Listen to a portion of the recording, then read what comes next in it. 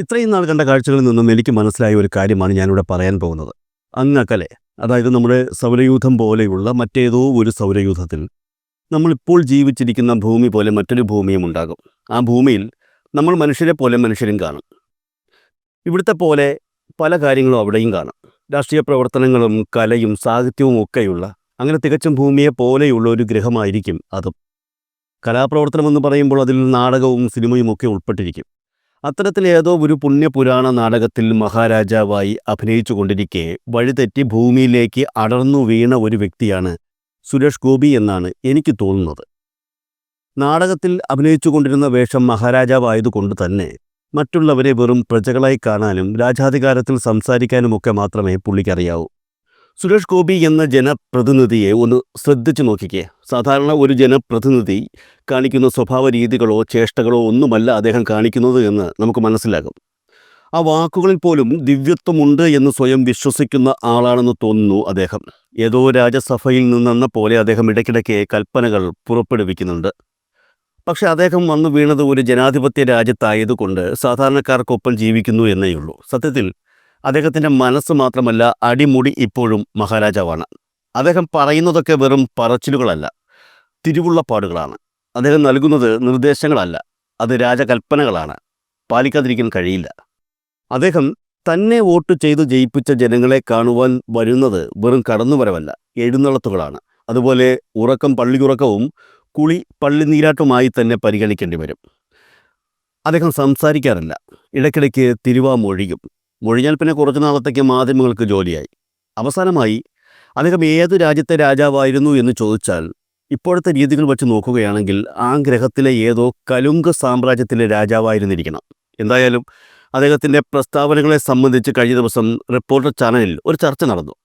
Deputy editor സ്മൃതി പരുത്തിക്കാട് നയിച്ച ആ ചർച്ചയിൽ സുരേഷ് ഗോപിയുടെ ഭാഗത്തു നിന്നും സംസാരിക്കാനെത്തിയത് രാഹുൽ മാങ്കൂട്ടത്തിനു വേണ്ടിയും നടൻ ദിലീപിനു വേണ്ടിയുമൊക്കെ രംഗത്തിറങ്ങി നാട്ടുകാരുടെ തെറിവിളി മുഴുവൻ കേട്ട ശ്രീ രാഹുൽ ഈശ്വറാണ്. ചർച്ച ഒരു ഘട്ടമെത്തിയപ്പോൾ രാഹുൽ ഈശ്വറും ചർച്ച നയിച്ച സ്മൃതി പരുത്തിക്കാടും തമ്മിൽ തർക്കം ഉടലെടുത്തു. എന്തിനുമേതിനും തൻ്റെ വാദങ്ങളുമായി പ്രതിരോധിക്കാൻ രംഗത്തിറങ്ങുന്ന രാഹുൽ ഈശ്വർ സുരേഷ് ഗോപിയെ സംരക്ഷിക്കാൻ ആ പ്രശ്നത്തിലേക്ക് വലിച്ചിട്ടത് ഒന്നാം പിണറായി മന്ത്രിസഭയിലെ ഒരു മന്ത്രിയെയാണ്. ശ്രീ രാഹുൽ ഈശ്വർ രാജാവിൽ നിന്നും പ്രജയിൽ നിന്നും ഒന്നും വളരാത്ത ഒരു സഹമന്ത്രിയാണോ ഇപ്പോൾ നമുക്ക് കിട്ടിയിരിക്കുന്നത്? അദ്ദേഹത്തിന്റെ വിശാല മനസ്സുകൊണ്ട് അദ്ദേഹം പറയുകയാണ്, പ്രജകളുടെ കാര്യത്തിൽ ജാതിയുടെയോ മതത്തിൻ്റെയോ ഒരു കാര്യത്തിൻ്റെയും അതിർവരമ്പുകൾ ഞാൻ സൃഷ്ടിച്ചിട്ടില്ല. എൻ്റെ ശമ്പളം, രാജ്യസഭാ MP ആയത് മുതൽക്കുള്ള ശമ്പളം പ്രജകളുടെ കഞ്ഞിപ്പാത്രത്തിലേക്ക് അങ്ങ് ഇട്ടുകൊടുക്കുകയാണ്. എന്തൊരു വിശാല മനസ്സാണ്! അപ്പോൾ അതിനെ നമ്മൾ അങ്ങനെ എടുക്കണം. അങ്ങനെ വിശാല മനസ്സുള്ള രാജാവ് പക്ഷേ കലുങ്കിലിരിക്കുമ്പോൾ ഈ നിവേദനം നൽകാൻ എത്തുന്നവരുടെ നിവേദനത്തിൻ്റെ സ്വഭാവം അനുസരിച്ച് അറിയാതെ രാജാവിൻ്റെ സ്വഭാവം മാറിപ്പോകുന്നുണ്ട്. ഒരു നിവേദനം, ഒരു വയോധികൻ നിവേദനവുമായി വന്നപ്പോൾ വീടിൻ്റെ ആവശ്യമാണ്, അതങ്ങ് മുഖ്യമന്ത്രിയുടെ അടുത്ത് പറഞ്ഞാൽ മതി എന്ന് പറയുന്നു. മറ്റൊരു വയോധികയായിരുന്നു, അവർക്ക് ഈ കരുവന്നൂർ ബാങ്കിൻ്റെ പണം ഒന്ന് കിട്ടാനുള്ളതായിരുന്നു, അപ്പോൾ എൻ്റെ നെഞ്ചത്തേക്ക് കയറിക്കോ എന്ന് പറയുന്നു. അപ്പോൾ ഇങ്ങനെയാണോ രാജാവ് പ്രജകളോട് സംസാരിക്കുന്നത്? രാജാവും പ്രജയും എന്നതിൽ ഒരു കുഴപ്പവുമില്ല എന്ന് അദ്ദേഹം ആവർത്തിച്ച് പറയുകയാണ്. അപ്പോൾ അദ്ദേഹം ഏത് കാലത്താണ് ജീവിക്കുന്നത് രാഹുൽ ഈശ്വർ? ശരി സ്മൃതിജി, 3 കാര്യങ്ങൾ ഇത് കേൾക്കുന്നവർ മനസ്സിലാക്കണം. ശ്രീ സുരേഷ് ഗോപി കഞ്ഞിപ്പാത്രത്തിലേക്ക് ഇട്ടുകൊടുക്കുക എന്നുള്ളതിൽ ഈ ഇട്ടുകൊടുക്കുക എന്നുള്ളത് നമ്മുടെ സ്മൃതിജിയുടെ കോൺട്രിബ്യൂഷനാണ്. കാര്യം അങ്ങനെ പറഞ്ഞാൽ മാത്രമേ സുരേഷ് ഗോപി അവരെ താഴെത്തട്ടിലുള്ള ആൾക്കാരായി കാണുന്നുള്ളൂ എന്നും അവർക്ക് മോശകരമായി താൻ തരുന്ന ഔദാര്യമാണെന്ന് ധ്വനിക്കുകയുള്ളൂ. ശ്രീ സുരേഷ് ഗോപി താൻ ശമ്പളം എടുക്കുന്നില്ല, കഞ്ഞിപ്പാത്രം എന്ന വാക്ക് ഉപയോഗിച്ചു എന്നുള്ള സത്യമാണ്.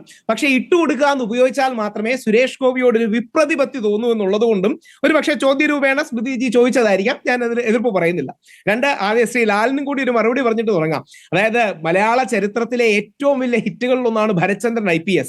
ആ ഭരചന്ദ്രൻ IPSന്റെ കഥാപാത്രത്തിന് തെറ്റുണ്ടെന്ന് പറഞ്ഞാൽ പറയാൻ കഴിയും ഏക മറുപടി, ഇനി സിനിമ എടുക്കുമ്പോൾ AKG സെന്ററിൽ നിന്ന് തിരക്കഥ വെരിഫൈ ചെയ്ത് വാലിഡേറ്റ് ചെയ്ത് മേടിച്ച് അതിൽ ലെഫ്റ്റ് ലിബറൽ പൊളിറ്റിക്സിന്റെ എലിമെന്റ് ചേർക്കാം എന്ന് പറഞ്ഞുകൊണ്ട് സിനിമ എടുക്കാൻ അദ്ദേഹത്തോട് അഭ്യർത്ഥിച്ച് നോക്കാമെന്ന് മാത്രമേ ഉള്ളൂ. അപ്പോ സുരേഷ് ഗോപിയെ ഇഷ്ടമല്ലാത്തതുകൊണ്ട് സുരേഷ് ഗോപി എല്ലാം ദേഷ്യം എന്ന് പറയുന്നതിൽ എന്തെങ്കിലും അർത്ഥമുണ്ടോ? പിന്നെ ശ്രീ ലാല് പറഞ്ഞ ഒരു കാര്യം വളരെ സത്യമാണ്. അദ്ദേഹത്തിന് അഭിനയിക്കാൻ അറിവ് വളരെ കുറവാണ്. പ്രത്യേകിച്ച് ജീവിതത്തിൽ അദ്ദേഹം ഒട്ടും അഭിനയിക്കാത്തൊരു വ്യക്തിയാണ്. സിനിമയിൽ ഗംഭീര പെർഫോമൻസ് ആണ്. അദ്ദേഹം ദേഷ്യം വന്നാൽ ദേഷ്യപ്പെടും, സന്തോഷം വന്നാൽ സന്തോഷം കാണിക്കും. രാഷ്ട്രീയക്കാരെ പോലെ എപ്പോഴും ഒരു പ്ലാസ്റ്റിക്കായ ചിരി ഒട്ടിച്ചുകൊണ്ട് നടക്കുന്ന വ്യക്തിയല്ല സുരേഷ് ഗോപി. ചില സമയത്ത് ചൂടായി സംസാരിക്കും, ചില സമയത്ത് സന്തോഷം, ചില സമയത്ത് വിഷമം കാണിക്കും. അപ്പോൾ ഒരു പച്ച മനുഷ്യനായി സാധാരണ മനുഷ്യനായി ജീവിക്കുന്ന ഒരാളാണ്. അതുകൊണ്ട് അഭിനയം രാഷ്ട്രീയക്കാരുടെ അത്ര എന്തായാലും വരില്ല. നമ്മുടെ നേതാക്കളുടെ അത്ര അഭിനയപാഠം എന്തായാലും സുരേഷ് ഗോപിക്ക് ഇല്ല എന്ന കാര്യത്തിൽ എനിക്ക് യാതൊരു സംശയവുമില്ല. ഇനിയും സ്മൃതി ചോദിച്ച ചോദ്യങ്ങൾക്ക് ആ ജാതിയുടെ പരാമർശം അടക്കമുള്ള മറുപടി. ഞങ്ങളുടെ ഒരു പരിപാടിക്ക് വന്നാണ്, എന്റെ അമ്മയൊക്കെ ഇരിക്കുന്ന വേദിയിൽ കൂടെ വെച്ചാണ് ശ്രീ സുരേഷ് ഗോപി ബ്രാഹ്മണ പരാമർശം നടത്തിയത്. പ്രത്യേകിച്ച് എന്റെ മുത്തശ്ശൻ അടക്കമുള്ളവരെ റെഫർ ചെയ്തുകൂടാണ് നടത്തിയത്. എനിക്ക് എന്തായാലും അടുത്തൊരു ജന്മത്തിൽ ഭാരതകേസരി മന്നത്വനാൻ പറയുന്നത് പോലെ ഞങ്ങൾ നായരും ഈഴവനും പുലേനും നമ്പൂതിരിയും എല്ലാം ശ്രീനാരായണീയരാണ്. അദ്ദേഹത്തിന്റെ പാതയിൽ ജനിക്കണമെന്നുള്ളതാണ് സാധാരണ, അല്ലെങ്കിൽ എനിക്ക് ആഗ്രഹം. സാധാരണ ഹിന്ദുക്കൾക്ക് അങ്ങനെ ഉച്ചനീചത്വമില്ല.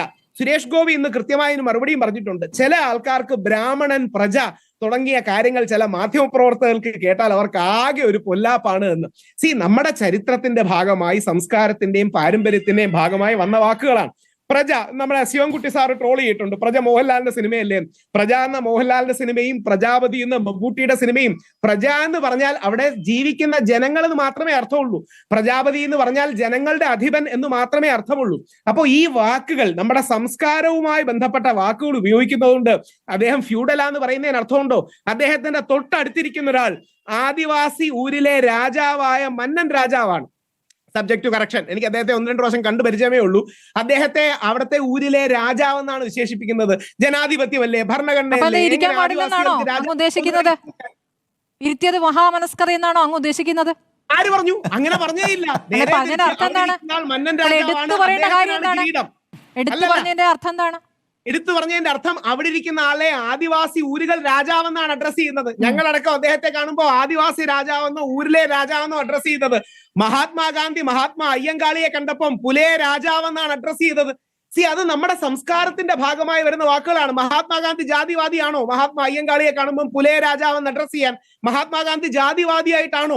നമ്മുടെ പിന്നോക്ക ജനവിഭാഗങ്ങളിൽ നിന്ന് നമ്മുടെ എല്ലാം നായകനായി വന്ന ആളാണ് മഹാത്മാ അയ്യങ്കാളി. വില്ലുവണ്ടി യാത്രയിലൂടെ അടക്കം കേരളത്തിൽ ഏറ്റവും വലിയ കോൺട്രിബ്യൂഷൻ നടത്തിയ ആളാണ്. അപ്പൊ ആ ആദിവാസി ഊരിലെ മന്നൻ രാജാവ് അടക്കം അടുത്ത് നിൽപ്പുണ്ട്. ഇനി ഒരു കാര്യം കൂടെ, നായരായ സുരേഷ് ഗോപിയുടെ തലയിലല്ല, അല്ലെങ്കിൽ അവിടുത്തെ ബ്രാഹ്മണ പൂജാരിയുടെ തലയിലല്ല കിരീടമുള്ളത്, അവിടുത്തെ ആദിവാസി മന്നൻ രാജാവിന്റെയാണ്. അപ്പൊ നമ്മൾ മനസ്സിലാക്കേണ്ടത് ഈ ചില വാക്കുകളെ മാത്രം എടുത്ത് പൊളിറ്റിക്കലി കറക്റ്റായി നമ്മൾ സംസാരിക്കുന്ന അർത്ഥമില്ല. സുരേഷ് ഗോപി പൊളിറ്റിക്കലി കറക്റ്റ് അല്ല, പക്ഷെ അദ്ദേഹം എത്തിക്കലി കറക്റ്റ് ആണ്, ധാർമ്മികപരമായി ശരിയാണ്. ഈ രാഷ്ട്രീയത്തിന്റെ കപട സദാചാരവാദ രാഷ്ട്രീയം പുള്ളിക്കില്ല, പക്ഷേ എത്തിക്കലി കറക്റ്റ് ആണ്. 2, കലുങ്ക് വൻ വിജയമാണ്.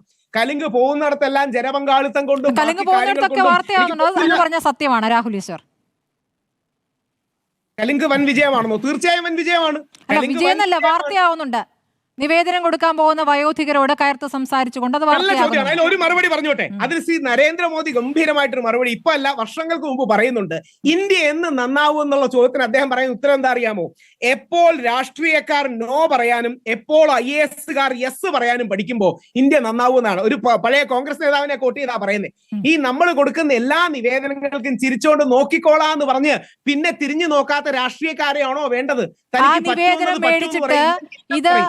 ഇതെനിക്ക് ചെയ്യാവുന്ന ഒരു കാര്യമല്ല കേട്ടോ, ഇത് ഇവിടെ ചെയ്യേണ്ടതാണ്, ഞാൻ എന്നാലും പറയാൻ നോക്കാം എന്ന ഒരു വാചകത്തിനും ഇതെനിക്ക് എടുക്കാൻ പറ്റില്ല, ഇതെനിക്ക് തരണ്ട എന്ന് പറയുന്ന ഒരു വ്യത്യാസമുണ്ട്. രാഹുൽ എന്നാ പിന്നെ കലിങ്ങിരിക്കണ്ടെന്നേ സിംഹാസനത്തിൽ വേറെ എവിടെയെങ്കിലും പോയിരുന്നാ പോരെ? അല്ല, അങ്ങനെയല്ല. ഇങ്ങനെയുള്ള വേറൊരു നേതാവും കൊണ്ട്, നന്മയുള്ള നേതാവ്, എനിക്ക് നേരിട്ട് അറിയാവുന്ന നല്ല കമ്മ്യൂണിസ്റ്റുകാരനായ G. സുധാകരൻ സാർ, അദ്ദേഹത്തിന് റിക്വസ്റ്റ് കൊണ്ട് കൊടുത്താൽ താരതമ്യമാണ് നടത്തിക്കൊണ്ടിരിക്കുന്നത് രാഹുൽ ഈശ്വർ. G. സുധാകരന്റെ ഭാഗത്ത് നിന്ന് ഇങ്ങനത്തെ വാചകം ഒന്നും വരില്ല. G. സുധാകരൻ നല്ല രാഷ്ട്രീയ ബോധമുള്ള നേതാവാണ്. ഇങ്ങനത്തെ താരതമ്യം നടത്തല്ല. പക്ഷേ നമ്മളോട് പ്ലീസിംഗ് ആയിട്ട്, പീപ്പിൾ പ്ലീസർ ആയിട്ട് കള്ളം പറയുന്ന പ്ലീസിംഗ് ആയി സംസാരിക്കുന്നതിനെ കുറിച്ചല്ല രാഹുൽ ഈശ്വർ ഇപ്പോൾ പറഞ്ഞത്. അദ്ദേഹം വിനീത വിധേയനായി ജനങ്ങൾക്ക് മുന്നിൽ നിൽക്കണമെന്നല്ല പറഞ്ഞത്. അദ്ദേഹം രാജാവും ബാക്കിയുള്ളവർ പ്രജകളും എന്ന രൂപത്തിൽ അദ്ദേഹം അഭിനയിക്കുന്നതിനെ കുറിച്ചാണ് ചോദിക്കുന്നത്. ശ്രീമതി സ്മൃതി പരുത്തിക്കാട് തീരുമാനിച്ചോ സുരേഷ് ഗോപി രാജാവാണെന്ന്? സുരേഷ് ഗോപി രാജാവാണെന്ന് ശ്രീമതി സ്മൃതി പരുത്തിക്കാട് പറയുന്നത് അദ്ദേഹത്തോട് പ്രജകൾക്ക് അങ്ങോട്ട് ശമ്പളം ദാനം ചെയ്യുന്നത് ആരാണ്? ഒരു സഹമന്ത്രി. ഈ സഹമന്ത്രിക്ക് എത്രത്തോളം അധികാരമുണ്ട്? അതും അവിടെ ഒരു വിഷയമാണല്ലോ.